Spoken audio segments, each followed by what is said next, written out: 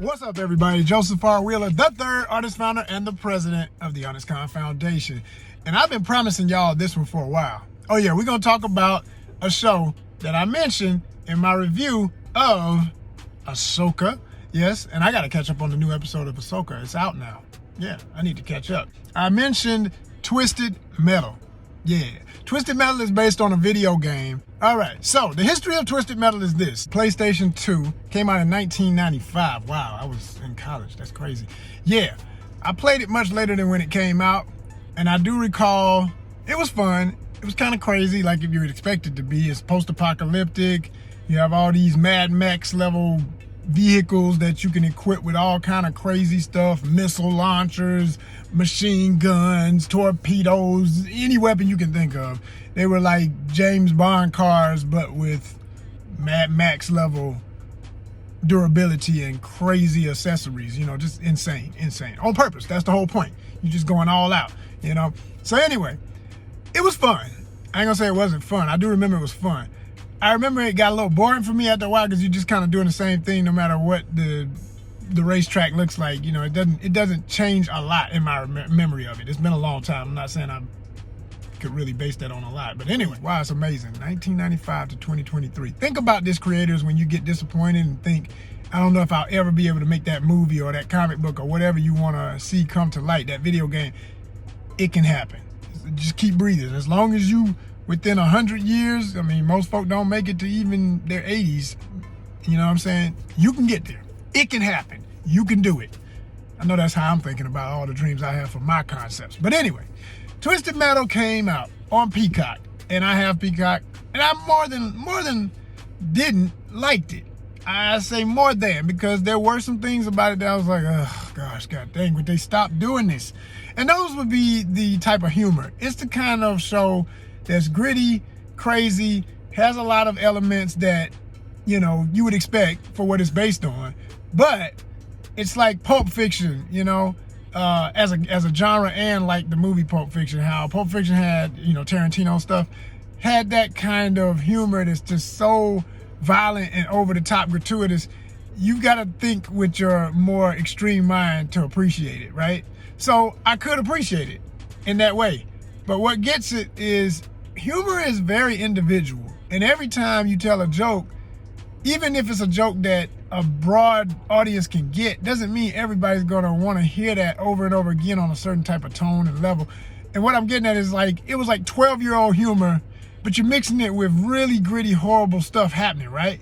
And in some cases, you know, completely inappropriate on purpose, completely lewd, completely obnoxious on purpose, all right? And that's just not my vibe when it comes to humor. I might laugh a little, I'll chuckle. Okay, all right, yeah, yeah. Really? You doing that again? For brief example, okay? And I don't want to tell too much because I don't want it to seem like it's a spoiler. Let's just say there was a scene where our main hero, played by Anthony Mackie, known as John Doe. Why is his name John Doe? I'll break it down. But anyway, John Doe's in the kitchen making breakfast, and he's got like Pop-Tarts, and they had a little icing that you can squeeze on the top of the Pop-Tart to, you know, put whatever design you want on it or whatever.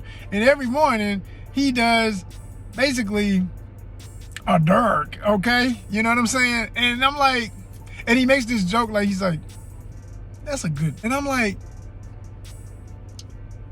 it's been established in the show that this is a heterosexual character because he has a great love interest with a very odd, tumultuous build-up as to how they become lovers.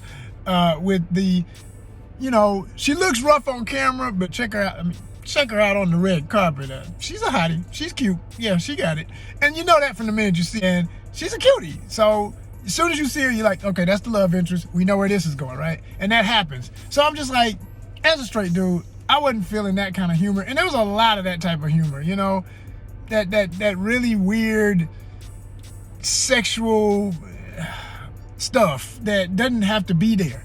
I don't care how different everything is supposed to be now. That doesn't mean every single show has to play into the entire spectrum of sexuality when it doesn't fit the characters. If it fits the characters, so be it. It is what it is, right? But it didn't fit, and it was constant. Like, ever so often, there was some weird humor like that. And it wasn't just dude stuff. It would be, you know, women saying stuff, or a woman saying something that a woman would not say. I don't care how hard and tough and crazy you are, you got to think hard to come up with some of the stuff that some of these lines were. It's like, man, no, you know, real woman gonna say, I don't care. I done been around some real gruff, straight up, cut your head off type women, and they don't talk like that. You understand? Anyway, be real. That's all I'm saying. Be real enough to be believable and tell your story.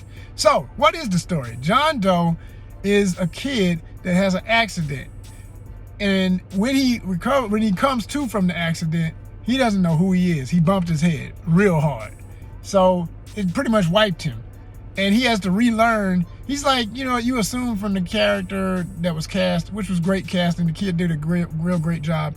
You assume he might be, I forget how old he was supposed to be, but middle schoolish, all right? So he's got to rebuild his whole life. And he's like an orphan. His parents died in the accident.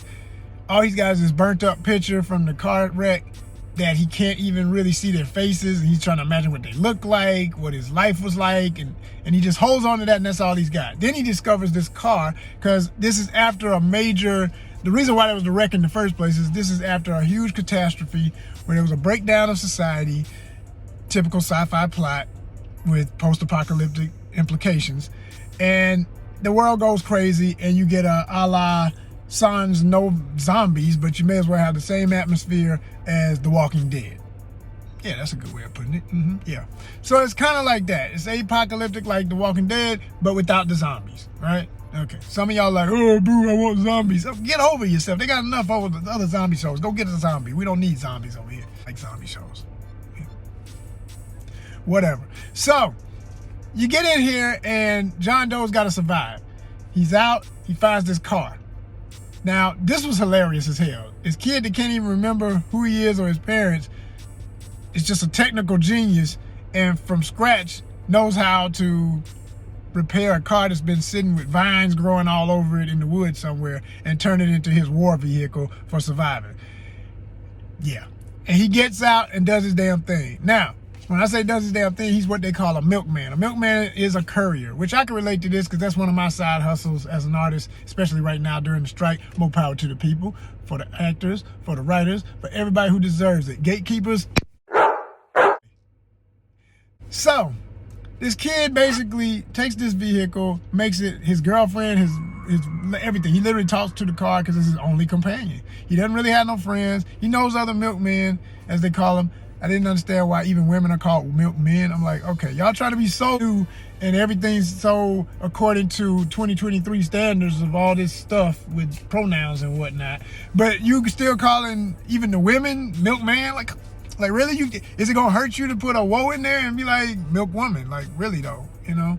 She's not your bruh, okay? She's not your bruh. All right, anyway. So that annoyed the hell out of me. But anyway, I digress. A lot of digressions in this reality, ain't it? But anyway, so you've got a relationship that builds when he meets the girl, the sexy Latina who becomes his love interest. Sweet actress, she's really cool. I like her. I liked her character. It was kind of goofy that they never revealed her actual name. She's quiet for most of the show's first few episodes. And you're like, what the hell is that? So John Doe calls her Quiet. Yeah. And she goes with it. Like, I don't care what you call me. Whatever. I'll be quiet. Don't tell me to be quiet, though. I'll beat your ass. You know, that's kind of her attitude. It's crazy. And that was cute in the beginning, but as they get softened up to each other and liking each other, and you know that there's going to be a thing like, girl, you look a little good. You look too good. Oh, wait. You know, she gives him this first little compliment like, oh, why do you have to be so handsome? I was like, oh, she likes him. And then it's like he says some stuff to her because he's always buttering her up. And the next thing you know, it didn't happen overnight. It really took time. But, I mean, she even stabbed the man. I was like, okay, after that, baby, I don't do stabbings. And then you want me to stab you? No, that don't make sense. That don't make no sense. You drew blood. Mine don't draw blood. It just gives pleasure. I was like, I was like, I had to really work with that in my mind. I was like, post-apocalyptic, ain't too many options anyway. Okay, I've been stabbed before. I guess he wouldn't care. Yeah, okay, girl, you cute. We done got over our differences. Let's get it in. Let's get it on. Babe. Yeah. That's kind of what happened. But anyway, but you think you're teeter-tottering on a show that has a chance of being a hit or a complete miss, because a lot of people just gonna let it slide right by. Like, Peacock is one of those channels, it shouldn't be this way, but this is the way people are. I used to be on shows for the CW. I thought it was such an honor because as an actor in Atlanta, I'm like, look, I'm on a major show. And they were major shows. Black Lightning was a major show. The other DC superhero shows were major shows. The Flash, all that stuff. Green Arrow, right? But when people talk about it in Hollywood, and even some fans, they be like, oh, you know, the CW, acting like they don't watch it. I'm like, why are you trying to front on the CW? Like, oh, you know, it's a CW show. What do you expect? Like, what is that? CW, what is that? What do y'all do? Some of y'all still do that. I don't understand that, right? So that's kind of what I've noticed about Peacock. People kind of treat it like, yeah, NBC's a little streaming thing. Like, you know, people try and pat it on the head like it's a little thing. It's freaking NBC. What are you talking about? Like, that's tied in with Comcast and Xfinity. And if you're in Atlanta, you lucky because you can get it for free through your packages. That's how I got it. You know, they got Bel Air, one of the greatest damn shows on television for family drama. Well done. Love Bel Air. If you ain't watched it, check it out. Based on the Fresh Prince, but with a dramatic approach. Awesome show. Anyway, and no, we're not getting any money from Peacock or any of these folks. We just support good art. So it's all about the artists behind these projects and the writers and everything. Hello, strike. Yeah. Anyway, so it's real talk, y'all. And I'm saying, this is a pretty decent show. I say decent because, like I say, every now and then with the writing, between the crass jokes or, okay, you've made me love these two characters as a couple. I want to see them look out for each other. And then they do this weird twist where things fell apart. Now, the twist did make sense, but at the same time, it didn't. And then they of course, you know, I'm not going to say, you already know, of course things got to come around. But the way things come around, I don't know. It made it seem like that was a waste of time. And we ain't got time for this. Like, can we stay in love and have other conflicts, like help each other through a wound or, you know, or whatever, but not this, because we done been through way too much. Don't let my thoughts on that make you think, oh, I don't even want to watch that. No, it's good. It is worth watching. Now, another thing that threw me off a little bit, no, he's not technically the main villain. Sweet Tooth. Sweet Tooth is the face of Twisted Metal. The video game always had the clown masked Madman. There it is, just Madman. He just crazy. It's like Harley Quinn, you know? She could be a villain sometimes. She could be a hero sometimes, depending on what she wants to do. Or she could just kill you because she's bored, because she's crazy. That's how Sweet Tooth is. Absolute nutball. The brilliance in the show is that they don't just leave him on, here's a nutball, that's it, take that or leave it. No, we're going to tell you why. Every character in the show gets a little bit of backstory, and they did it brilliantly. At first, it threw me off. First time they did one, they put them at the beginning of the episode. So at first, you're like, wait a minute. I just came off a cliffhanger. I'm up here binging this thing. What this got to do with, oh, this is so-and-so when he was young. Oh, this is such and such when she was young. Oh, that's her brother. Oh, that's that dude. Okay, so this dude who was a basically mall cop who goes crazy when the fallout happens, because he's already under pressure of feeling like a nobody and everybody treats him like a joke. So it shows what happens over and over again in history when people bully people. It's just not good for anybody. Stop bullying. It makes nuclear bomb people, okay? Yeah. Don't mess with folk. Leave folk alone, all right? So this dude got nutty as all hell, and then you hate him even though you understand why he's mad, right? So he becomes the ultimate villain in the show, and he's this crazy cop who has a cult about law and order when it's really not got a dang thing to do with real law and order. It's just his version of law and order, and he's psychotic, okay? So between him, that's another character, and then Sweet Tooth, which blew my mind when I found out who played Sweet Tooth. I said, wait a minute, you gotta be kidding me.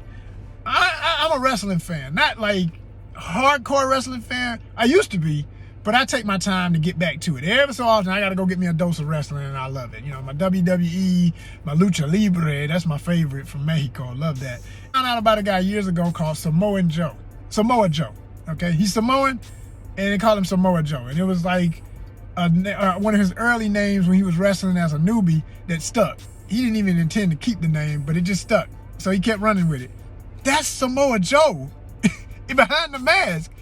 Blew my mind. I'm thinking, I mean, straight up, I'm be real. You just think it's hefty, out of shape football player body white guy. You know what I mean? Who's a decent actor. No, it's freaking Samoa Joe with the mask on. You never see him without the mask on. I hope it deserves a season 2. It's not, like I said, for all my issues with it, it's not enough to not want to see. I want to see it grow. I want to see it happen. It's obviously set up and it leaves you on a cliffhanger for season 2. And I think it deserves it. So there you go, everybody. Between Samoa Joe, my sexy Latina, my man Anthony Mackie. Shout out to you, Mackie, for becoming our next Captain America. We're looking forward to that. That's going to be dope. Marvel doing their thing with that. I think this is a great opportunity for him and everybody else involved. And more or less, I give it, on the Honest Con scale, when I do every letter for Honest Con, it's a solid Onyx, which means it's right in there. You know, it ain't the greatest thing I ever seen. It had a lot of predictable moments, but for the most part, damn, it kept me. I came front. I watched the whole thing. I took my breaks, but I came back to it. I finished it, and I wanted to finish it. Decent show. If you're a video game fan, if you love crazy over-the-top stuff, and you can sit through some really ridiculous jokes ever so often, or maybe you're that kind of goofball that makes up that stuff, and good luck on parts of your life. But hey, you'll enjoy the show. Yeah, recommend it. Honest Con approved. Twisted Metal. Peace.